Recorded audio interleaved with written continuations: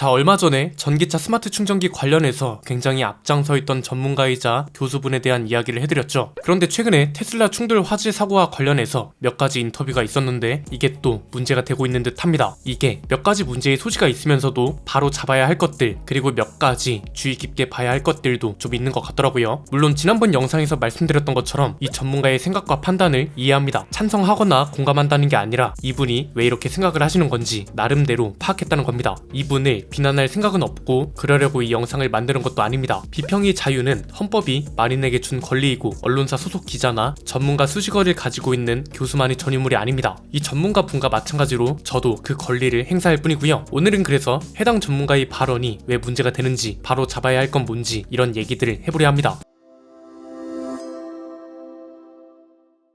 최근에 안타까운 사고가 하나 있었습니다. 지난 10일이죠. 도로 경계벽을 들이받고 화재가 발생해서 이 차에 타고 있던 30대 운전자가 유명을 달리하셨습니다. 삼가 고인의 명복을 빕니다. 경찰은 일단 운전자가 차에서 탈출하려다 실패한 걸로 추정된다고 했습니다. 그런데 이 한 문장을 시작으로 온갖 공포심이 조장되고 있다는 게 문제입니다. 저도 개인적으로 전기차를 그렇게 좋아하진 않지만 이건 좀 아니다 싶더라고요. 일단 경찰이 이렇게 말한 건 추정이지 결론이 아니라는 점부터 구분이 필요하고요. 그럼 경찰은 왜 이렇게 추정을 했냐? 간단합니다. 운전자가 운전석이 아닌 뒷좌석에서 발견이 됐기 때문입니다. 그럼 왜 뒷좌석에서 발견된 거냐? 일단 경찰이 추정하는 건 단독 사고 후에 차량 앞쪽 하부에 불이 붙으니 이걸 피하려고 뒤쪽으로 넘어온 것 같다고 합니다. 이게 말이 되는 게 전기차는 하부에서부터 불이 올라오고 사람이 공포심이 극에 달할 땐 뭔들 못하겠어요. 앞에서 불길이 막 치솟는 걸 보면 누구나 불길로부터 멀어지려고 할 거고, 생리학 용어에도 있죠. 투쟁 도피 반응의 일종이라고 볼 수 있는데 극심한 공포나 스트레스 상황에서 나타나는 자동적인 생존 반응이기 때문에 이건 무의식적으로 뒷자리로 이동한 걸 수도 있습니다. 자, 그런데 문제는 그렇다면 왜 탈출을 하지 못했냐 이거죠. 이걸 이제 해당 전문가분이 한 문제의 발언과 함께 바로잡을 필요가 있는데, 언론사 세 군데에서 인터뷰를 하셨더라고요. 인터뷰별 발언을 보면 이렇습니다. 우선 첫 번째, 손잡이가 없는, 안팎으로 없는 경우도 많아서 전원이 나가면 탈출할 수가 없어서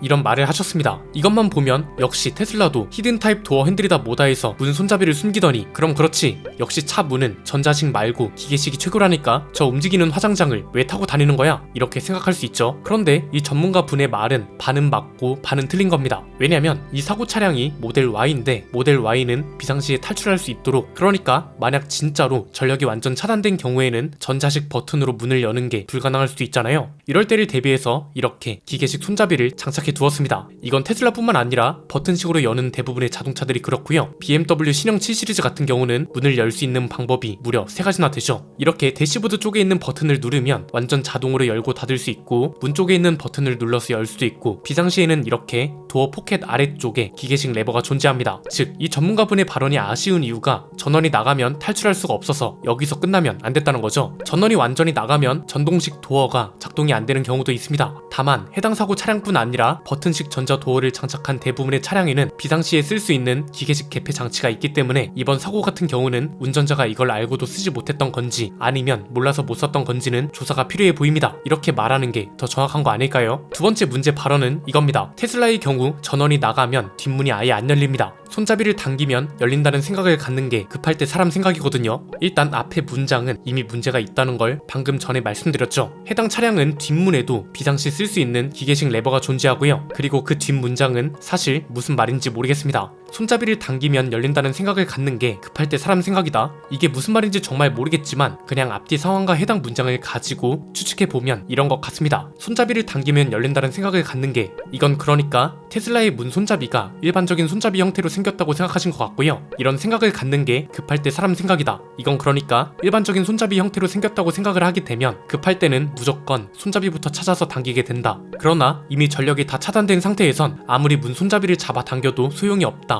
그러나 사람이 급할 때는 손잡이부터 당기게 되기 때문에 작동하지 않는 도어 때문에 패닉에 빠져서 결국은 탈출을 못한 것이다. 뭐 이런 취지로 말씀하신 게 아닌가 싶습니다. 물론 틀릴 수도 있지만 앞뒤 맥락이나 해당 문장만 보면 그런 것 같습니다. 혹시나 이런 취지가 아니었다면 저희 이메일이나 댓글로 연락 부탁드립니다. 세 번째는 이겁니다. 자동차 관리법에도 비상시에 탈출에 대한 부분들은 기본적으로 제작사가 제공해야 되는 기본 조건인데 구하지도 못하고 탈출하지도 못하는 이런 상황이 생길 수도 있어서 개선이 필요하다. 자, 이건 그러니까 비상시에 탈출할 수 있는 방법에 대해서 자동차 회사가 기본적으로 제공을 해야 한다. 그런데 이걸 제공하지 않는 건 문제가 있다. 뭐 이런 취지인 것 같죠? 이것만 보면 테슬라가 비상시 탈출 방법, 기계식 레버 사용 방법을 제공하지 않는 것 같은데 이 또한 사실이 아닙니다. 이렇게 홈페이지에 들어가 보면 비상시 메뉴에 전력이 없을 때 도어 열기라는 메뉴가 있습니다. 그러니까 앞에서 제가 반은 맞고 반은 틀리다라고 표현한 이유가 전력이 완전 차단되면 전동식 개폐 장치로는 문을 열 수 없다. 이건 맞다는 거고요. 문을 아예 열 수 없다. 이건 틀린 말이란 거죠. 왜? 여기에도 보면 이렇게 전동식 개폐 장치가 아닌 수동식 개폐 장치를 가지고 문을 열 수 있는 방법을 상세하게 적어뒀거든요. 홈페이지뿐 아니라 이렇게 별도 매뉴얼로도 상세하게 설명이 되어 있습니다. 그래서 제작사가 제공해야 되는 기본 조건인데 라는 비판은 이미 제작사들은 해당 내용을 제공하고 있기 때문에 아쉽다 내지는 잘못된 비판이란 거죠. 이게 아니라 이렇게 기본적으로 전동식으로 문을 여닫는 차들은 비상시에 쓸 수 있는 기계식 레버가 있습니다. 자동차 매뉴얼에도 보면 다 설명이 되어 있는 부분이거든요. 다만 요즘 세상에 이렇게 자동차 설명서를 다 보고 타는 소비자가 몇이나 되겠어요? 이렇게 안전과 관련된 건 제조사들이 영업사원들 교육을 통해서 의무적으로 고객한테 설명할 수 있도록 만드는 게 맞지 않나 싶습니다. 이렇게 말하는 게 더 정확한 거 아니냐는 거죠. 이게 역설적으로 보면 이렇게 큰 화재 사고들이 아니었다면 이런 발언들이 문제라는 걸 어떻게 알았겠냐 싶기도 합니다. 그렇잖아요. 이 전문가분은 본인이 주장하는 바로는 수십 년간 공공의 이익과 국가 발전을 위하여 여러 모빌리티 분야에서 살아오신 거잖아요. 이 말은 지난 수십 년간 굉장히 많은 발언과 인터뷰를 해오셨다는 거고, 만약 지난 수십 년 동안에도 이런 비슷한 형태로 인터뷰가 오간 거라면 그때도 문제가 됐을 수 있다는 거잖아요. 그런데 이게 왜 하필 지금에서야 이슈가 되고 있는 거냐? 간단합니다.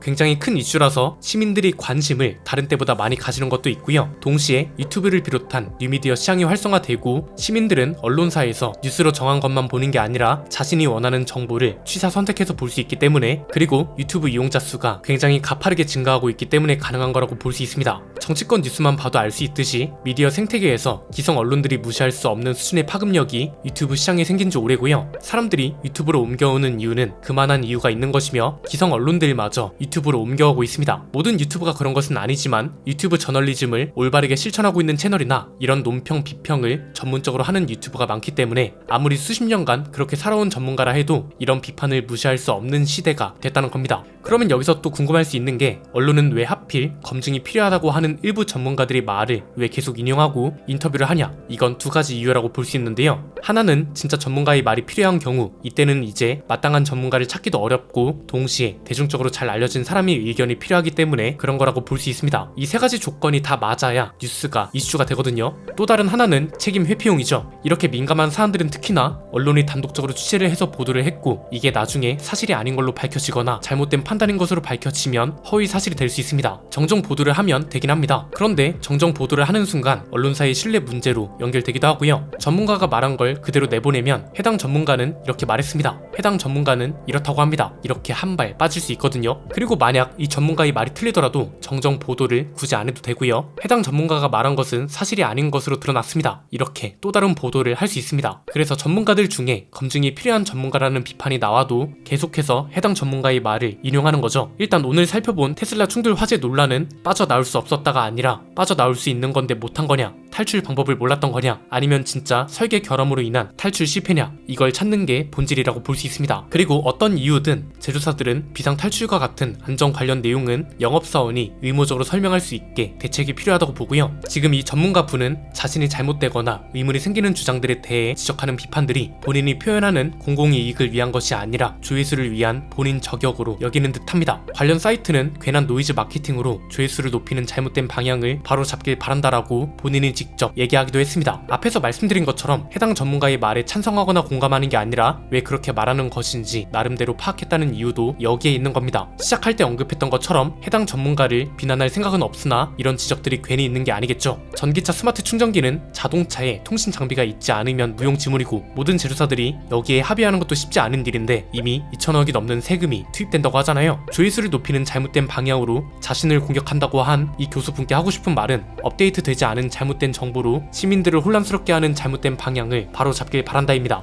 만약 앞에서 제가 언급한 것처럼 중요한 사실관계를 다 말했어요. 그런데 언론사가 임의로 중요한 부분을 잘라서 본인이 잘못된 정보를 말하고 다니는 가짜 전문가라는 비판을 받는다면 그 언론사들을 상대로 소송을 하던가 해야죠. 오히려 이런 문제를 지적한 인플루언서들을 상대로 겁박을 하면 되겠냐는 겁니다. 그리고 이 겁박하는 내용도 앞뒤가 안 맞는다고 했죠. 가장 대표적인 게 도리어 무리한 팩폭으로 명예훼손이나 허위사실 유포 등을 우려하면서 자제를 촉구한다, 이 문장이었습니다. 팩폭이라는 건 결국 팩트로 공격한다는 것인데 이게 어떻게 허위사실 유포가 될 수 있냐는 거죠. 같은 칼럼에 이런 문장도 있었습니다. 필자에 대한 팩폭도 방향을 잘못 잡지 말고 하루속히 자제하길 바란다. 팩트로 얘기하는 게 방향이라는 게 있을 수 있나요? 팩트로 이야기한다는 것은 정치적인 문제, 이권 문제, 이해관계 문제 이런 걸 모두 배제하고 말한다는 것 아닐까요? 전기차에 대한 부정적인 시각을 거두고 전기차들이 칭찬받고 모두가 긍정적으로 전기차가 활성화되는 시기가 더욱 빨리 다가오기를 바란다고도 했습니다. 그렇다면 더욱 잘못된 걸 바로 잡으셔야죠. 위험하거나 고쳐야 할 점을 지적하는 건 옳은 일입니다. 그런데 잘못된 정보로 위험하다고 말하는 건 옳지 않은 일입니다. 그리고 잘못된 것을 정정해야 한다고 요구하는 사람들을 보고 허위사실이라고 하고 조회수 때문에 그런 거라고 평가절하하는 것은 옳고 그름을 떠나서 쪼잔한 일입니다. 지난번 영상과 마찬가지로 제 바람 하나를 말씀드리며 마치겠습니다. 천동설을 부둥켜 아는 중세 유럽 신학자 같은 전문가로 남지 마시길 바랍니다. 오늘 내용은 여기까지입니다. 내용이 유익하셨다면 구독과 좋아요 알림 설정 부탁드립니다. 지금까지 저는 안피디였습니다. 감사합니다.